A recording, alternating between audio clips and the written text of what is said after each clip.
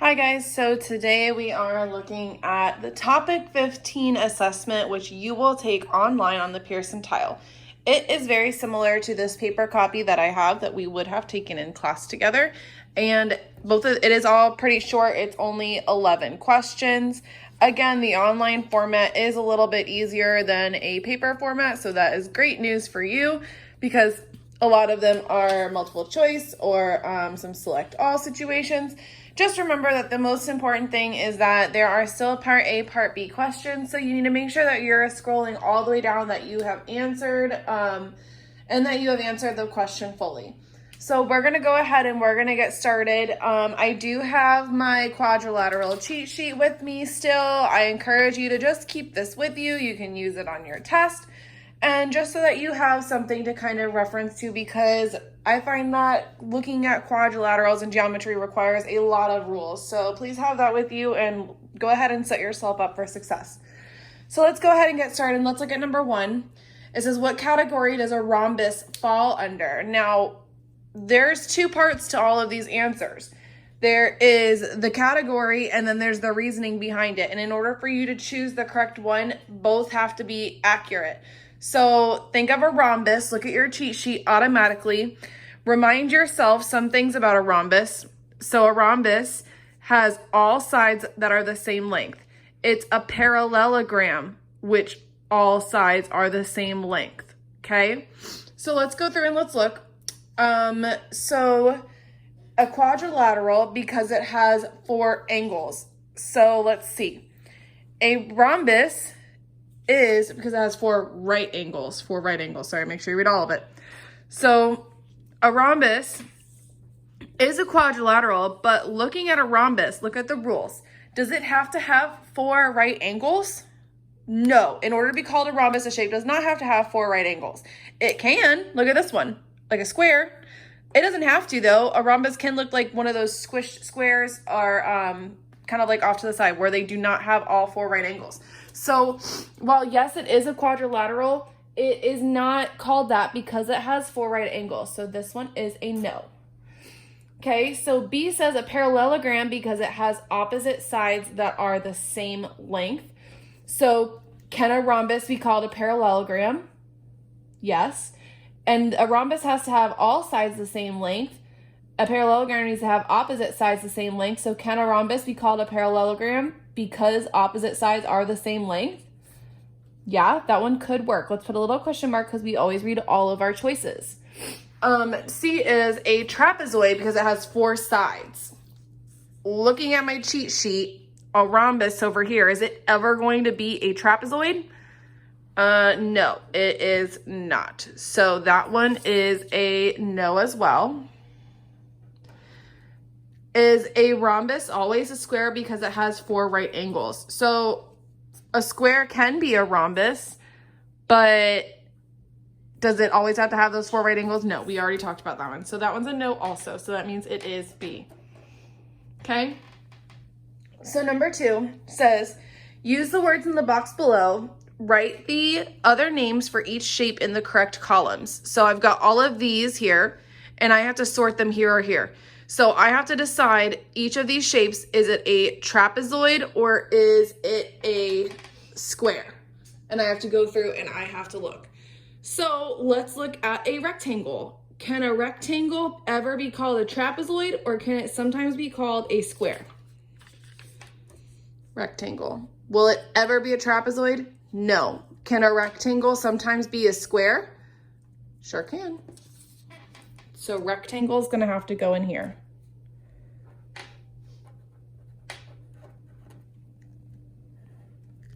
Okay, next I have a rhombus. Can a rhombus ever be a trapezoid? No, because it's a parallelogram. So that means I'm going to put it under a square as well.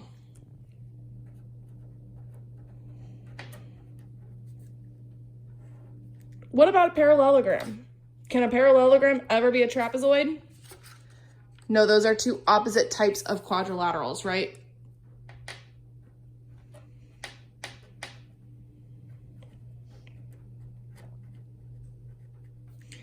And then a quadrilateral. Can a quadrilateral be a trapezoid? Can it be a square?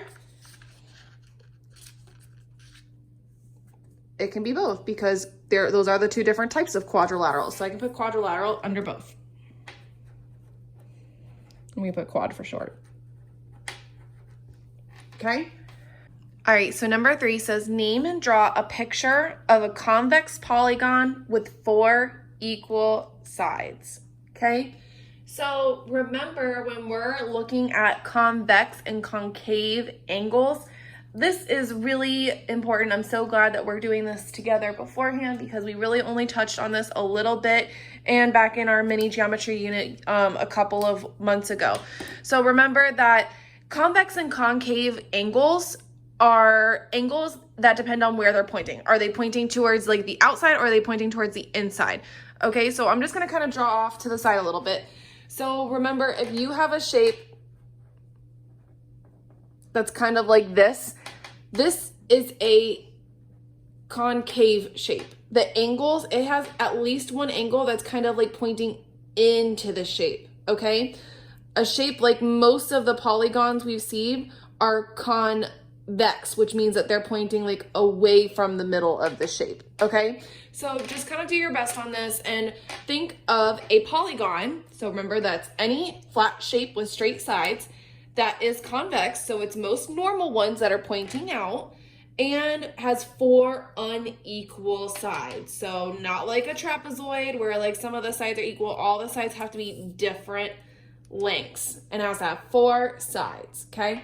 So maybe let's do like a really short one down here. You can do like a medium one, maybe like one that's somewhere in the middle, and then one like that. Okay, just do your best on here. Remember, whenever you are doing this online, you actually get more like multiple choice situations. You're not in charge of drawing, so just do your best on here. And this one is just, I'm gonna call it a quadrilateral. Okay, so let's look at number 4. What are the possible shapes a parallelogram could have with 4 equal length sides? What are the possible shapes a parallelogram with 4 equal length sides could be? So looking at your parallelograms and then look at which ones could they be with 4 equal length sides. That doesn't mean it has to be, but like what could it be? 4 equal sides. So this one talks about having sides that are the same length, and this one's talking about sides that are having the same length. So it would be a rhombus and a square.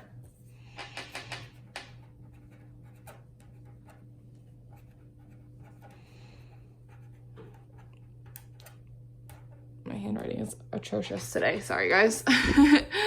So number 5, oops. The shapes are sorted into 2 groups and circled and not circled. How are the shapes in the 2 groups different? So that means all the ones that are in circles, so that's like this one, this one, this one.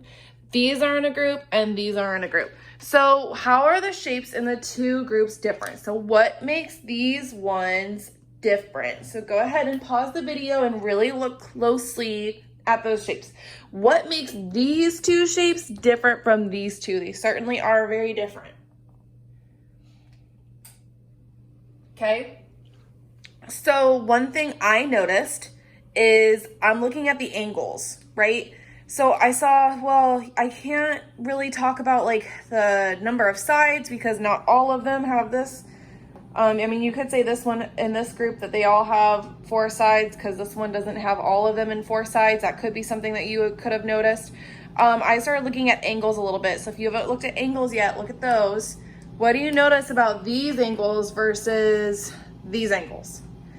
What I see is I see that both of these shapes in the uncircled group or the not circled group, both of the shapes in this group have completely right angles. They all are perfect square corners. That's what I'm noticing here. I don't see any shapes over here that have any square corners. All of their angles are either acute or obtuse angles. So I'm going to say the uncircled group has all square corners / right angles and are both quadrilaterals. Okay? All right, number 6. Select all of the true statements. A rhombus is a quadrilateral. So let's look at our cheat sheet. Is a rhombus always a quadrilateral? Sure is. Say yes.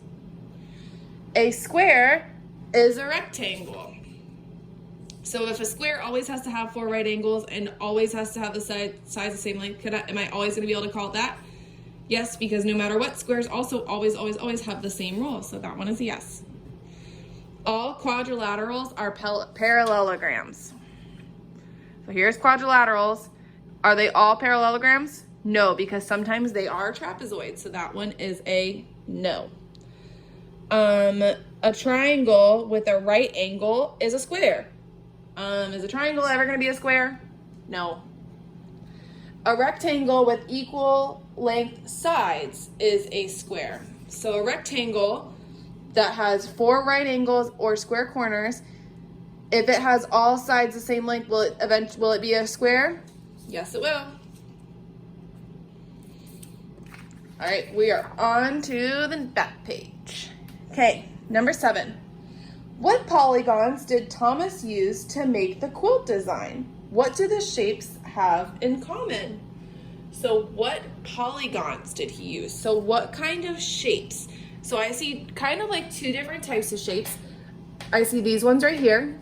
So what kind of polygons are those called? Remember, not a quadrilateral, doesn't have to have 4 sides. What kind of polygon has 3 sides to it?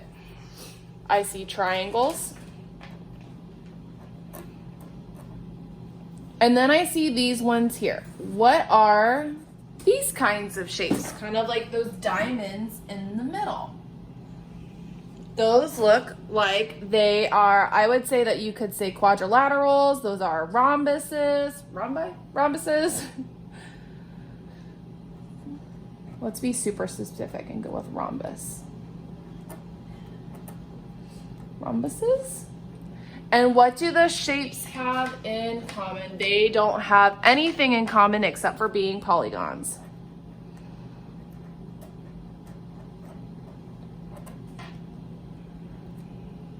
I'll do and. Cool. All right, number 8.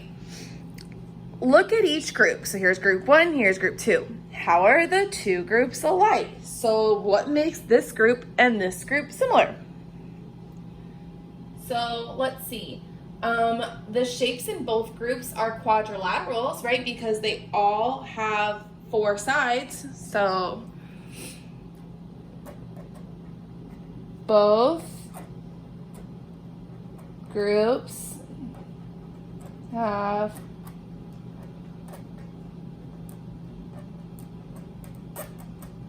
quadrilaterals. Is there anything else? And so let's look at length of sides and angles. I can't say they all have square corners. I can't say they all have not square corners.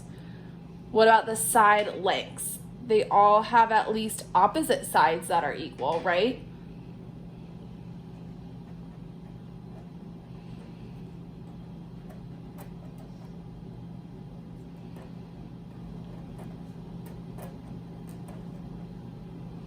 Okay. And part B says, how are the 2 groups different? So I see that all of the shapes in group number 1, all of their sides look like they're the same length. What about group number 2? Are all of their sides the same length? No, not really. So in group 1,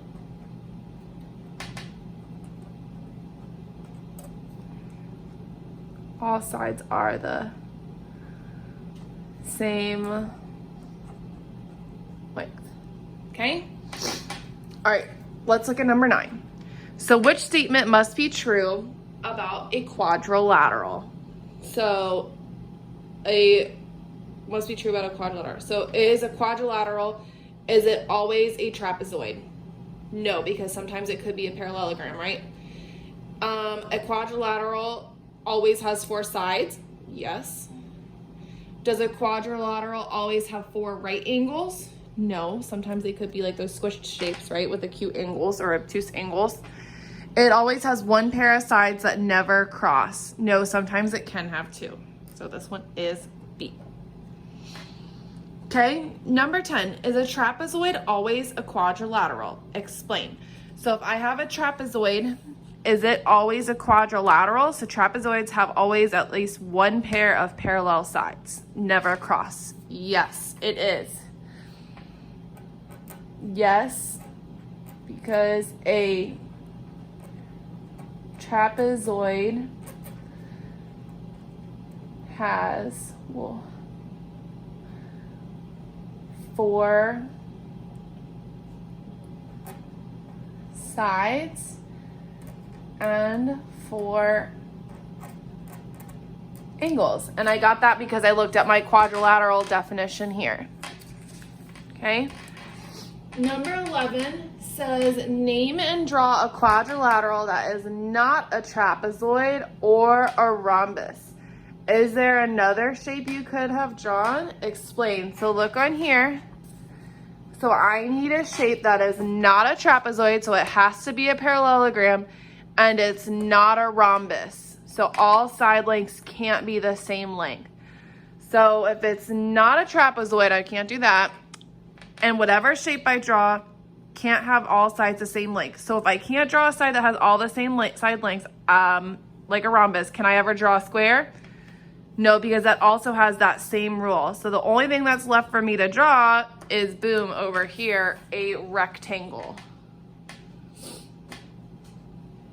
And I would want to draw a long rectangle, not a square rectangle either, because no side's the same length. This is not a rhombus, and I can even draw my little square corners in here for good measure.